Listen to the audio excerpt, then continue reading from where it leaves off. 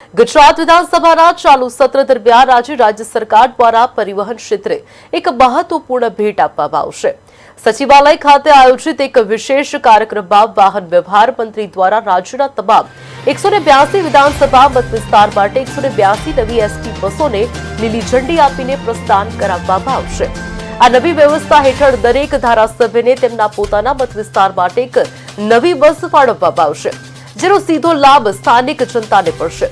खास કરીને અંતરિયાળ ગામડાઓમાં સલામત અને સુવિધાજનક મુસાફરી પૂરી પાડવાના હેતુથી આ બસોનું લોકાર્પણ કરવામાં આવ્યું છે। આ કાર્યક્રમમાં મુખ્યમંત્રી સહિતના મંત્રીઓ અને ધારાસભ્યો પણ ઉપસ્થિત રહેશે અને લોકાર્પણ બાદ આ તમામ બસો પોતપોતાના નિર્ધારિત રૂટ પર રવાના થશે।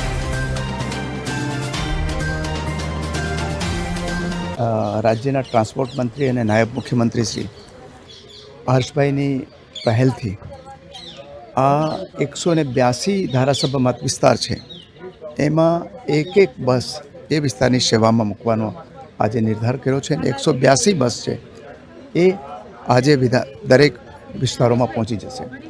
એના ભાગરૂપે આજે મંત્રીમંડળના સભ્યો અને બધા જ આપણા જે ધારાસભ્યો છે એ પણ અહીંયાથી નીકળીને સચિવાલય સુધી જશે। પબ્લિક ટ્રાન્સપોર્ટ છે સૌથી સસ્તું તો માધ્યમ છે જ, પરંતુ સૌથી સલામત અને સૌથી વધારે કમ્ફર્ટ આપનારું માધ્યમ છે, તો સૌએ એમનો ઉપયોગ કરવો જોઈએ। હું તો એક પ્રવાસી તરીકે રેલવેનો લગભગ 35 વર્ષથી ઉપયોગ કરું છું, દર અઠવાડિયે પોરબંદર જવા આવવા માટે અને બીજા દૂરના સ્થળોએ જવા માટે।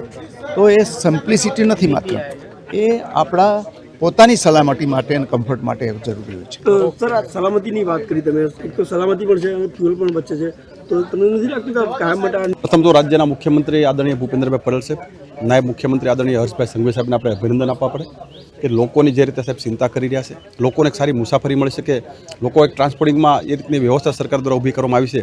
એક સારી સુંદર વ્યવસ્થા સાથે આજે રાજ્ય સરકાર દ્વારા 182 બસ આજથી પ્રસ્થાન કરાવવાની છે। એક સુંદર વ્યવસ્થા સાથે લોકો કઈ રીતે એમાં મુસાફરી કરી શકે એ પ્રકારે રાજ્ય સરકાર કાયમી માટે ચિંતા કરતી હોય છે। એ અનુસંધાને આજે 182 બસનું નાયબ મુખ્યમંત્રી અને મુખ્યમંત્રી દ્વારા પ્રસ્થાન। મૃદુ અને મક્કમ મુખ્યમંત્રીશ્રીના નેતૃત્વમાં ડેપ્યુટી સીએમ હર્ષભાઈના નેતૃત્વની અંદર આજે રાજ્યના 182 વિધાનસભાના ધારાસભ્યોશ્રીના પોતાના વિસ્તાર માટે એક નવીન બસોનું લોકાર્પણ કરવા જઈ રહ્યા છે, ત્યારે આજે એક સારો સંદેશો આપવા માટે સૌ ધારાસભ્યશ્રીઓ પોતાના ક્વાર્ટરથી વિધાનસભા આજે બસમાં બેસીને આવવાના છે, મંત્રીશ્રીઓ પણ બસમાં બેસીને આવવાના છે। દિન પ્રતિદિન જીએસઆરટીસી વિભાગ વાહન વ્યવહાર ક્ષેત્રે લોકોનો પરિવહન સુગમ રહે તે માટે દિન પ્રતિદિન મૂડીકૃત બજેટની અંદર પણ ખૂબ સારી બજેટની જોગવાઈઓ કરી છે। આજે આપણે જે બસમાં લોકાર્પણ કરવા જઈ રહ્યા છીએ તેની વિશેષતાઓ પણ ખૂબ છે કે જે આપણે એરપોર્ટની અંદર જે વિમાનમાં બેસીએ છીએ એના કરતાં પણ વધુ સ્પેસ આ ગુર્જર નગરીની છે।